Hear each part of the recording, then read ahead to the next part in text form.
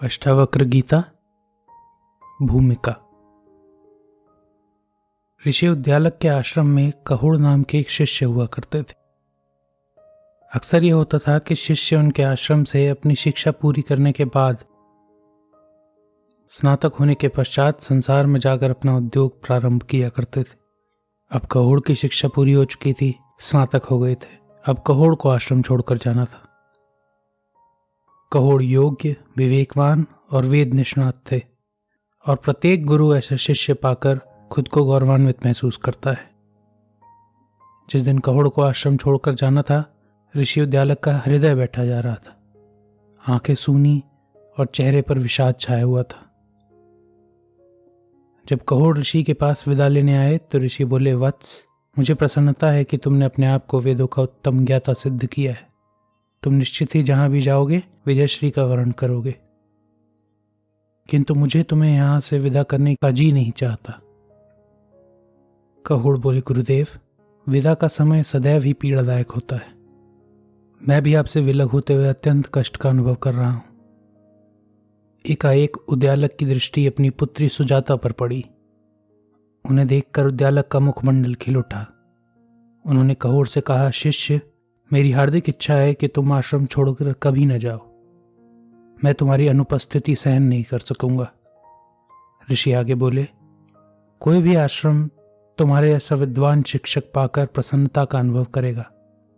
मैं चाहता हूं तुम यहां आश्रम में रहकर अध्यापन का कार्य आरंभ करो। कहुड़ की आंखें चमक उठी। उन्होंने सहर्ष ऋषि की इच्छा पर स्वीकृति व्यक्त कर दी। ऋषि प्रसन्न होकर आगे बोले, तुम सदैव आश्रम के अटूट भाग बने रहोगे। मैं चाहता हूं तुम मेरी पुत्री सुजाता को अपनी पत्नी के रूप में अंगीकार करो। कहुड़ को अपने कानों पर विश्वास न रहा। सुजाता अत्यंत सुंदर और सुदृढ़ थी। कहुड़ गुरुपुत्री होने के नाते उनका सम्मान भी किया करते थे। कहुड़ के लिए सुजाता से अधिक योग्य पत्नी का विचार अकल्पनीय था। उन्होंने प्रस्ताव स्वीकार करके आगे कुछ न कहा। उद्यालक ने विलंब न करते हुए उसी सप्ताह कन्यादान के कर्तव्य से मुक्ति प्राप्त कर ली। कुछ और समय बीता और कहुड़ आश्रम में ही रहकर शिष्यों को वेदाध्ययन कराते थे। शिष्य उनका बहुत आदर किया करते थे और उनकी पांडित्यपूर्ण शिक्षा शैली से अत्यंत प्रभावित थे। कुछ महीने बीते। अब सुजाता गर्भवती हो चुकी थी। कहुड़ सदैव रातों को वेदों का अध्ययन मनन किया करते थे। सुजाता उनके निकट ही लेटी रहती और पति को श्लोकोच्चार करते हुए देखती। पहले वो अधिक रुचि नहीं लेती थी, पर धीरे धीरे मानो कोई अपरिचित शक्ति उन्हें प्रेरित करती और वह पति की जिह्वा से निकला एक एक शब्द हृदयंगम करने लगी। गर्भकाल का 8वां महीना चल रहा था। पिछले कुछ दिनों से सुजाता को एकाएक वेदों से विरक्ति होने लगी और उस दिन कुछ अजब घटित हो गया। नित्य की भांति कहुड़ वेदाभ्यास कर रहे थे।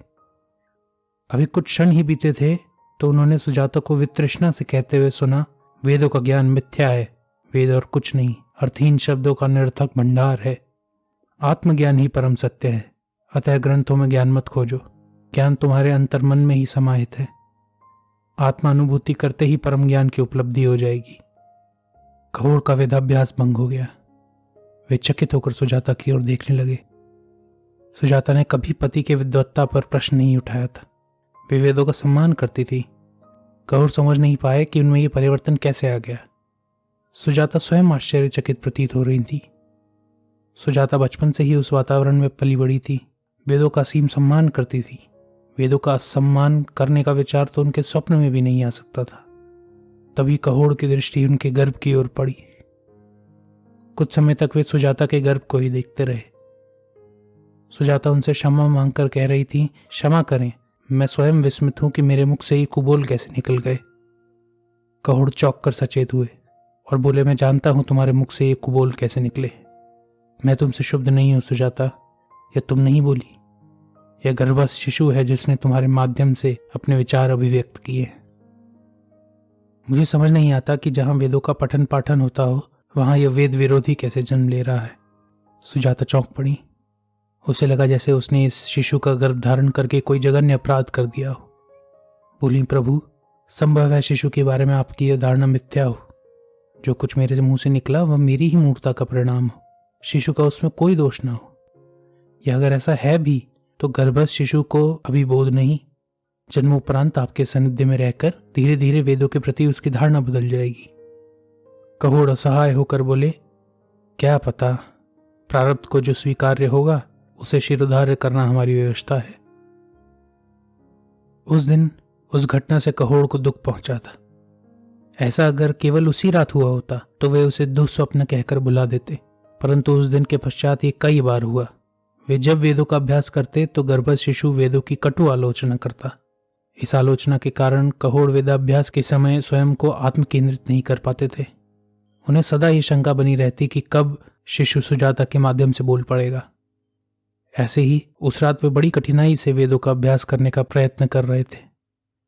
तभी शिशु बोल पड़ा, वेदाध्ययन से ज्ञान की प्राप्ति नहीं होगी, आत्मा को जानो, सबको जान जाओगे। कहोड़ क्रोध सहन न कर सके। वह उठ खड़े हुए और बोले, जिसने वेदों का एक अक्षर नहीं पढ़ा वह वेदों की आलोचना का दुस्साहस कर रहा है। इसे पता क्या है वेदों के बारे में?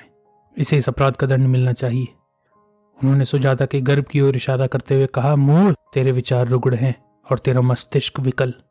जा, मैं तुझे श्राप देता हूं। जब तू पैदा होगा तेरा शरीर 8 जगह से विकल होगा। जैसे तेरे विचार हैं वैसा ही तेरा शरीर भी होगा। उस रात के पश्चात शिशु मौन हो गया। सुजाता के माध्यम से वेदों की आलोचना करने वाला स्वर पुनः कभी सुनाई नहीं दिया। कुछ दिन बीते और एक दिन सुजाता कहोड़ से बोली, शिशु का जन्म आसन्न है। घर में धन का अभाव है और जन्म संस्कार के लिए धन की आवश्यकता होगी। कहोड़ को शिशु से कोई विशेष लगाव न था, पर वे सांसारिक व्यवहार और रीति नीति से बाधित थे। बोले, ठीक है, मैं कुछ धन की व्यवस्था करता हूँ। राजा जनक अत्यंत प्रजावत्सल हैं, विशेषकर विद्वानों का आदर करते हैं। ब्राह्मणों की याचना कभी अनसुनी नहीं करते। उनके दरबार से आज तक कोई ब्राह्मण निराश नहीं लौटा। अगले ही दिन प्रातः कहोड़ राजा जनक के महल की यात्रा पर निकल पड़े। रास्ते में वह बीते साल का विचार कर रहे थे कि समय कितनी शीघ्र ही बीत गया। जब सुजाता ने उन्हें गर्भवती होने का समाचार पहली बार सुनाया था तो वे कितने रोमांचित थे, किंतु जैसे जैसे शिशु के जन्म का समय निकट आ रहा था वे शिशु के प्रति विरक्त होते जा रहे थे। उन्हें आश्चर्य था कि ऋषि उद्यालक की पुत्री एक वेद विरोधी को कैसे जन्म दे सकती है। वे शिशु के विकलांग पैदा होने से भी मर्माहित नहीं थे, क्योंकि शिशु को श्राप भी उन्होंने ही दिया था। उनका मानना था कि वेद विद्रोही को उचित दंड मिलना ही चाहिए। देखते ही देखते कहोड़ राजा जनक के प्रासाद के द्वार पर वहां पहुंचे। राजा जनक उदार हृदय के थे। उनकी दानशीलता की चर्चा चतुर्दिक फैली हुई थी। प्रजा उनसे अत्यंत प्रेम करती थी। राजा जनक का अधिकतर समय विद्वानों के सानिध्य में व्यतीत होता। वह ज्ञान पिपासु थे। उनके महल में अनेक विद्वान थे जो अध्यात्म, जीवन व्यवहार और ज्ञान विज्ञान की चर्चा किया करते थे। दरबान कहोड़ को राजा जनक के समक्ष ले आए। राजा जनक ने सस्मित होकर कहा, स्वागत है ब्राह्मण देवता, आसन ग्रहण करें। कहोड़ ने चारों तरफ देखा। राजा जनक के सम्मुख दोनों तरफ विद्वान पंक्तिबद्ध बैठे थे। कहोड़ रिक्त स्थान पर जाकर बैठ गए। उन्हें यह विश्वास था कि जब वह यहाँ से विदा होंगे तो उन्हें राजा जनक से पर्याप्त धन मिलेगा ताकि वे शिशु का संस्कार करने में समर्थ होंगे। राजा जनक ने कहोड़ से पूछा, कहिए ब्राह्मण देवता, आपके आने का प्रयोजन क्या है? कहोड़ ने उत्तर दिया, राजन, मैं ऋषि उद्यालक का शिष्य एवं दामाद कहोड़ हूँ। मेरी पत्नी प्रसवासन्न है। वह किसी भी समय शिशु को जन्म दे सकती हैं। जन्मोपरांत शिशु का संस्कार करना अपरिहार्य है, पर धनाभाव के कारण मैं संस्कार निभाने में असमर्थ हूँ। अब आप ही मेरी समस्या का समाधान कर सकते हैं। मुझे विश्वास है आप मुझे निराश नहीं करेंगे। राजा जनक ने अपनी दरबारियों की ओर देखा, फिर उनकी दृष्टि बंदी पर जा टिकी। बोले, आप कुछ कहना चाहेंगे श्रेष्ठ प्रवर? बंदी राज दरबार में उत्कृष्ट विद्वान के रूप में परम आदृत थे। राजा जनक की दृष्टि में वे ब्राह्मण शिरोमणि थे। महल व दरबार की ज्ञान चर्चाएं उन्हीं के नेतृत्व में संपन्न हुआ करती थी। बंदी ने उत्तर दिया, महाराज, आप तो जानते ही हैं कि मुझे शास्त्रार्थ में कितनी रुचि है। फिर कहोड़ तो ऋषि उद्यालक के शिष्य हैं। कौन नहीं जानता कि वे प्रकांड वेदांताचार्य हैं। निसंदेह ही उनका दामाद उनसे कम नहीं होगा। यदि आप अनुमति दें तो ऐसे विद्वान से मेरी शास्त्रार्थ करने की इच्छा है। कहोड़ वेदांत में पारंगत थे। वेदों की मीमांसा करने में वह दक्ष थे। अतः उन्होंने पूछे जाने पर उत्तर दिया, राजन, मैं शास्त्रार्थ के लिए प्रस्तुत हूँ। राजा जनक ने बंदी को शास्त्रार्थ प्रारंभ करने को कहा। बंदी ने कहोड़ की ओर देखते हुए कहा, शास्त्रार्थ प्रारंभ करने से पहले मैं आपको यह बता देना चाहता हूँ कि शास्त्रार्थ में अगर आप विजयी हुए तो राजा की तरफ से आपको बहुमूल्य पारितोषिक की प्राप्ति होगी, किंतु अगर आप पराजित हुए तो आपको जल समाधि लेनी होगी। यही यहाँ का नियम है। कहोड़ को अपने वेद ज्ञान पर विश्वास था। उन्होंने बंदी की चुनौती स्वीकार कर ली। शास्त्रार्थ प्रारंभ हुआ। आरंभिक दौर में वेदों को केंद्र बनाकर चर्चा हुई। कहोड़ की वेद मीमांसा से न केवल दरबारी प्रभावित हुए, अपितु राजा जनक की भी कहोड़ में रुचि बढ़ गई। पर बंदी ने जब वेदेतर चर्चा प्रारंभ की तो कहोड़ विचलित हो गए। उनकी दृष्टि में वेदों की पारंपरिक मीमांसा के अतिरिक्त कोई और विकल्प नहीं था। पर बंदी के प्रश्नों से उन्हें यह आभास हो रहा था कि ब्रह्मांड में और भी बहुत कुछ है जिनके बारे में वेद मौन है। वे स्वयं से प्रश्न करने लगे, क्या वेद ज्ञान की अंतिम सीमा नहीं? क्या वेदों के अतिरिक्त भी कुछ ऐसा है जिसे सिर्फ विचार मंथन से ही प्राप्त किया जा सकता है? अचानक कहोड़ को याद आया, सुजाता के गर्भस्थ शिशु ने वेद शास्त्रों की प्रसिद्धता पर प्रश्न चिन्ह लगाया था। तब कहोड़ ने इस कथन को अज्ञानी की मूर्ता समझकर नकार दिया था। वे सोचने लगे, यदि वे आत्ममीमांसा करते तो निस्संदेह वे वेदों के अतिरिक्त ज्ञान की भी उपलब्धि कर सकते थे। कहोड़ अपने ही विचारों के जाल में फंसते चले जा रहे थे, जबकि सत्य यह था कि बंदी वेदों के ज्ञान को अंतिम सीमा मानता था। उसकी चर्चा वेदों पर ही केंद्रित थी, पर वह वाक चातुर्य से कहोड़ को भ्रमित करने में सफल हो गया। अंततः कहोड़ ने अपनी हार स्वीकार कर ली और वचनबद्ध होकर उन्हें जल समाधि लेनी पड़ी। राजा जनक ने नवजात शिशु के संस्कार के लिए आवश्यक धन भिजवा दिया। जब कहोड़ की मृत्यु की खबर आश्रम पहुंची तो सुजाता शोक से अचेत हो गई। उसी रात सुजाता और उनकी भाभी ने पुत्रों को जन्म दिया। ऋषि उद्यालक के बेटे के पुत्र को नाम दिया गया श्वेत केतु, और सुजाता का पुत्र जो 8 जगह से विकलांग था, ऋषि ने उसे नाम दिया अष्टावक्र। इस घटना को 12 साल बीत गए। अष्टावक्र और श्वेत केतु साथ ही बड़े हुए, पर उनकी बाल क्रियाओं में जमीन आसमान का अंतर था। जहां श्वेत केतु और बच्चों के साथ खेलता, अष्टावक्र वृक्ष के नीचे बैठकर विचारों में खोया रहते। अष्टावक्र का शरीर भले ही 8 जगह से विकल था, पर उनकी दृष्टि में एक तेज था। प्रतीत होता था कि वो स्वयं ही सिद्ध है, सबसे निष्प्रिय, निरंजन, निरपेक्ष, असीम ज्ञान का भंडार। 12 साल की उम्र तक वे सारे वेदों का पाठ कर चुके थे। शनय शनय अष्टावक्र आत्मिक केंद्रित हो गए। उन्हें अब भय की अनुभूति नहीं होती थी। वे विचार करते थे कि भय कैसा? मृत्यु तो अवश्यंभावी है, अंतिम और चिरंतन सत्य है, जबकि हानि, शोक, रोग आदि तो मात्र अवधारणाएं हैं। क्यों लोग परमात्मा से सहायता पाने की इच्छा करते हैं? क्या प्रार्थना का एक ही प्रयोजन था कि ईश्वर से कुछ पाने की इच्छा करना? क्या मानव इतना शक्तिहीन है? अष्टावक्र को यह ज्ञात नहीं था कि उनके पिता का किन परिस्थितियों में देहांत हुआ था। वे श्वेत केतु के पिता को ही अपना सर्वस्व मानते थे।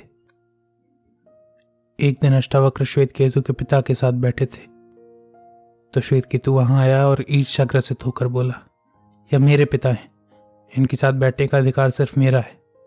तुम अपने पिता के साथ जाकर क्यों नहीं बैठते? अष्टावक्र ने तर्क वितर्क नहीं किया और वहां से चले गए।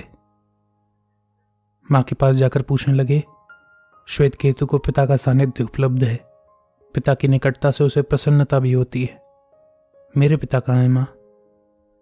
सुजाता शोकाकुल हो गई, आंख से आंसू छलक पड़े। कुछ देर बाद बोली, तुम्हारे पिता नहीं रहे पुत्र, उनका दुखद परिस्थिति में निधन हो गया। अष्टावक्र ने आग्रह कर कर पूछा, कब, कैसे? तो सुजाता बोली, तुम्हारे जन्म से 1 दिन पूर्व वे राजा जनक के प्रसाद में गए थे। वह बंदी नामक विद्वान से शास्त्रार्थ में पराजित होने के कारण वचनबद्ध उन्हें जल समाधि लेनी पड़ी। अष्टावक्र आश्चर्यचकित थे। वे बोले, ये कैसा शास्त्रार्थ है? शास्त्रार्थ का अर्थ तो होता है कि विद्वान एक दूसरे को अपने ज्ञानानुभव सुनाए। फिर शास्त्रार्थ में विजय और पराजय का क्या स्थान? कैसा है ये बंदी नामक विद्वान? शास्त्रार्थ में पराजय होने पर जल समाधि लेने पर बाध्य करना विशुद्ध हिंसा है। निश्चित ही वह विद्वान होने का प्रदर्शन करके अपने अहंकार को तुष्ट कर रहा है। अष्टावक्र ने मां के आंसू पोंछते हुए कहा, रो मत मां, मैं आज ही राजमहल जाऊंगा और बंदी से शास्त्रार्थ करूंगा।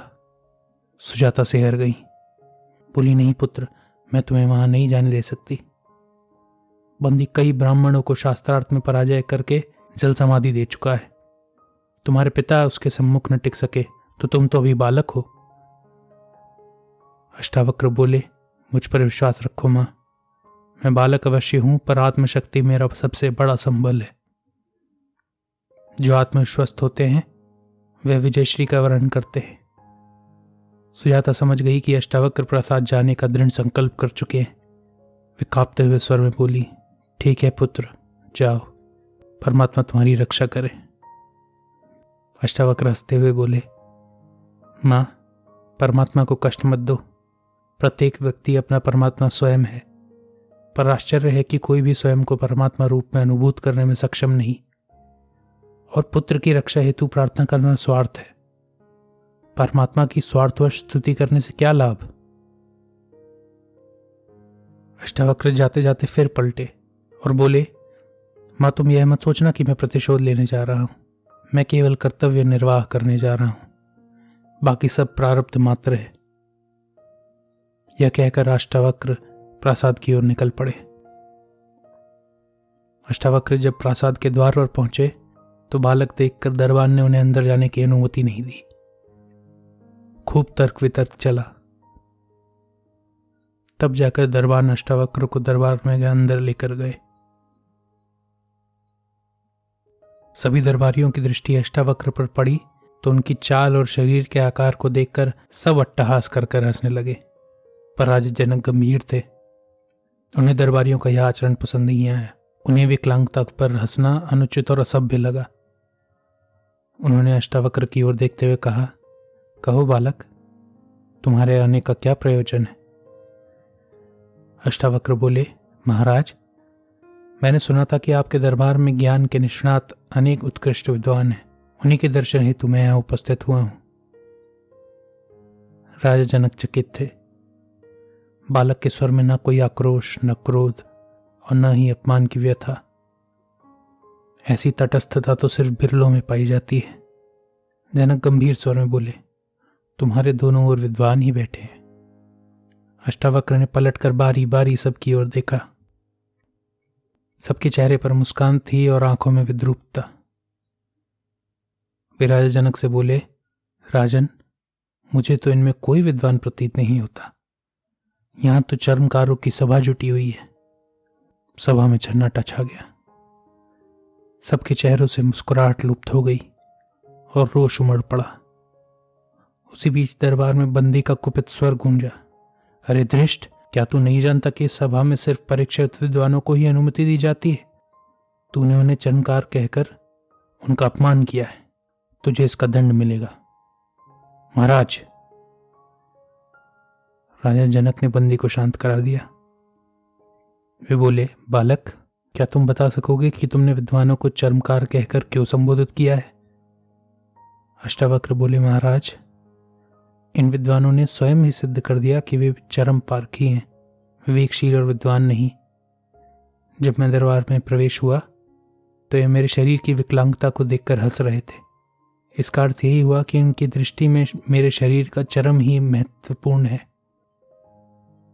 इनकी दृष्टि में व्यक्ति का बाह्य रूप ही व्यक्ति के चरित्र को जांचने का एकमात्र तरीका है, फिर चाहे उसका अंतःकरण शुद्ध हो या अशुद्ध।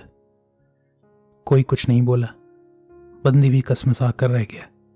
अभी भी उसका अंतःकरण क्रोध से दग्ध हो रहा था। राजा जनक समझ गए कि बालक विशेष है। जनक बोले, बालक, क्या हम तुम्हारा परिचय जान सकते हैं? अष्टावक्र ने कहा, महाराज, मैं वेदांताचार्य कहोड़ का पुत्र अष्टावक्र हूं। एकाएक बंदी बोल पड़ा, अब मैं समझा तूने हमारा अपमान क्यों किया। तू यहां अपने पिता का प्रतिशोध लेने आया है। अष्टावक्र बोले, नहीं महामने, प्रतिशोध की तो वो सोचता है जो किसी से विद्वेष रखता हो। मुझे किसी से विद्वेष नहीं। मैं आपसे अलग नहीं, आप मुझसे अलग नहीं। हम दोनों एक ही आत्मा के साक्ष्य स्वरूप हैं। ऐसी स्थिति में कौन है जिससे मैं प्रतिशोध की कल्पना करूंगा? बंदी बोले, महाराज, इस बालक के विचार भ्रामक और अतार्किक हैं। कौन नहीं जानता कि हर व्यक्ति की अपनी निजी सत्ता है, हर व्यक्ति के शरीर में उसकी अपनी आत्मा विद्यमान है और मृत्युपरांत वह शरीर से निकल जाती है। अष्टावक्र ने फिर इस बात की इसे भ्रामक बताते हुए आलोचना की। तो बंदी बोला, तू क्या जाने वेदों के संबंध में? वेदों के अध्ययन में हमारी आयु बीत गई, तू तो अभी बालक है। अष्टावक्र ने उत्तर दिया, महामने, आपने जन्म लेने के बाद वेदों का अध्ययन प्रारंभ किया, पर मैंने तो मां के गर्भ में ही वेदों का ज्ञान प्राप्त कर लिया था। बंदी क्रोधित हो उठा, बोला, लगता है तुझे बहुत अहंकार है अपने ज्ञान पर। यह कहते हुए बंदी ने अष्टावक्र को शास्त्रार्थ के लिए चुनौती दे दी। महाराज जनक भी बालक का तेज और बातों की तर्कसंगतता देखकर मना न कर सके। अष्टावक्र ने भी राजा की अनुमति पाकर चुनौती स्वीकार कर ली। लंबे समय तक घमासान शास्त्रार्थ चलने के बाद बंदी को अंततः अष्टावक्र के समक्ष पराजय स्वीकार करनी पड़ी। सभी दरबारी स्तब्ध थे। आज तक बंदी को कोई पराजित न कर सका था।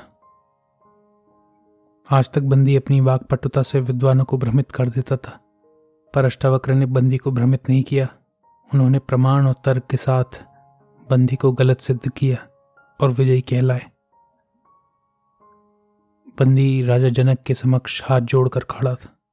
बोला, महाराज, मुझे अपनी पराजय स्वीकारने में किंचित खेद नहीं। अष्टावक्र की ओर देखते हुए बोला, आप निश्चित ही परम ज्ञानी हैं। आपने मेरे ज्ञान चक्षु खोल दिए। आपके माध्यम से मैंने आत्म साक्षात्कार कर लिया है और अब मुझे मृत्यु का भय नहीं। मैं अब जल समाधि लेने को तैयार हूं। मौन सभा में अष्टावक्र का स्वर गूंजा, महामने, जल समाधि लेने की कोई आवश्यकता नहीं। मेरा उद्देश्य शास्त्रार्थ में पराजित हुए विद्वानों को जल समाधि देने की कुप्रथा का अंत करना था। मुझे बस इस हिंसक प्रथा के पीछे का कारण जानने की इच्छा है। राजा जनक बोले, हे ब्रह्मज्ञानी, अगर यह प्रथा सच में हिंसक होती तो मैं कभी इसकी स्वीकृति नहीं देता। वरुण देव विभापुरी में एक गुप्त यज्ञ करा रहे थे, जिसके लिए उन्हें विद्वानों के सहयोग की आवश्यकता थी। विद्वानों को जुटाने का दायित्व बंदी को सौंपा गया था, पर क्योंकि यज्ञ को गोपनीय रखना था, इसलिए हमें यह संधि करनी पड़ी। वस्तुतः किसी भी विद्वान को जल समाधि के लिए बाध्य नहीं किया गया। वे सब वरुण देव का यज्ञ संपन्न करने में सहयोग कर रहे हैं और शीघ्र ही यज्ञ संपन्न करके वे पृथ्वी पर पुनः अवतरित हो जाएंगे। यह कारण सुनकर अष्टावक्र संतुष्ट हुए। सभा संपन्न हुई तो अष्टावक्र राजा जनक से विदा लेने की अनुमति लेने गए तो राजा जनक बोले, हे विप्रदेव, मैं ज्ञान पिपासु हूं। मेरी आप पर परम आस्था है। मैं आपका बहुत अधिक समय नहीं लेना चाहता, पर कृपया करके 2-4 दिन मुझे आत्मज्ञान देने की कृपा करें। अष्टावक्र को राजा जनक की मुमुक्षा भली भांति प्रतीत हो रही थी। वे बोले, 2-4 दिन तो बहुत हो गए राजन। यदि आप सुपात्र हुए तो आप उतनी ही देर में ज्ञान संपन्न हो सकते हैं जितनी देर में एड़ रखकर घोड़े पर बैठा जा सकता है। राजा जनक ने उन्हें नमन किया और संवाद का प्रारंभ किया। संत अष्टावक्र और राजा जनक का यही संवाद वेदांत के ग्रंथों में एक बहुमूल्य रत्न अष्टावक्र गीता कहलाया।